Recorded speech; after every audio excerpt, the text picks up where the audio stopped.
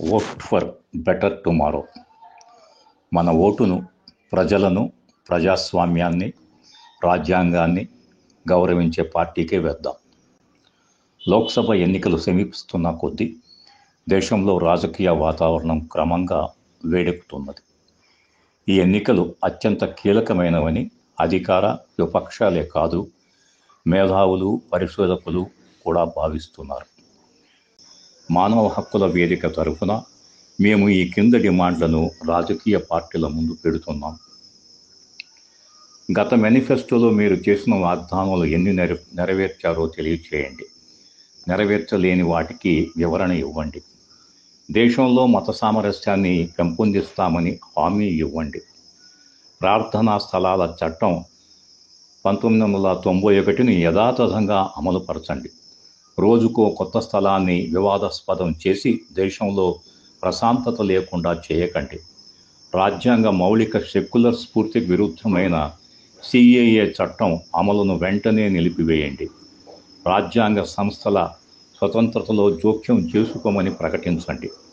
కులాల మధ్య ఆర్థిక, సామాజిక అంతరాలు తొలగించడానికి మీరు చేపట్టే కార్యక్రమాలను తెలియజేయండి.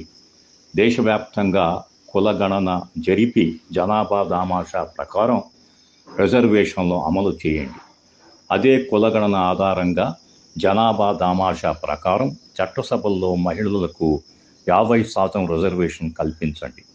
ప్రాథమిక హక్కులకు భంగం కలిగించే యూఏపీఏ లాంటి చట్టాలను రద్దు చేసి ఏళ్ల తరబడి అన్యాయంగా జైళ్లలో మగ్గుతున్న వారిని విడుదల చేయండి. ప్రైవేట్ రంగంలో కూడా రిజర్వేషన్లు అమలు చేయాలి. అప్పుడే రిజర్వేషన్ల వల్ల నిజమైన ప్రయోజనం సిద్ధిస్తుంది. అన్ని ఉద్యోగాలను ఎప్పటికప్పుడు శాశ్వత ప్రాతిపదికన భర్తీ చేయండి. ముఖ్యంగా భారతీయ రైల్వేలో ఖాళీగా ఉన్న సుమారు 3 లక్షల ఉద్యోగాలను వెంటనే భర్తీ చేస్తామని ప్రకటించండి. అన్ని వ్యవసాయ ఉత్పత్తులకు స్వామినాథన్ కమిషన్ చెప్పిన సూత్రం ప్రకారం కనీస మద్దతు ధర ప్రకటించండి. మహాత్మా గాంధీ జాతీయ ఉపాధి హామీ పథకం నుండి సాంకేతిక కారణాలతో తొలగించిన 5 కోట్ల మంది ఉపాధి హామీ కూలీల పేర్లను తక్షణం జాబితాలో చేర్చండి. ప్రాజెక్టు నిర్మాణంలో భూములు కోల్పోయిన రైతులకు అంతే వ్యవసాయ భూమిని వారికి అనువైన మరో చోట ఇవ్వండి. ప్రభుత్వం చేసే భూసేకరణలో ప్రజా ప్రయోజనం ఏదీ లేదని ప్రజలు భావిస్తే దాన్ని నిరూపించే అవకాశం కల్పించే విధంగా 2013 భూసేకరణ చట్టాన్ని సవరించండి. మానవ హక్కుల వేదిక, హ్యూమన్ రైట్స్ ఫోరం.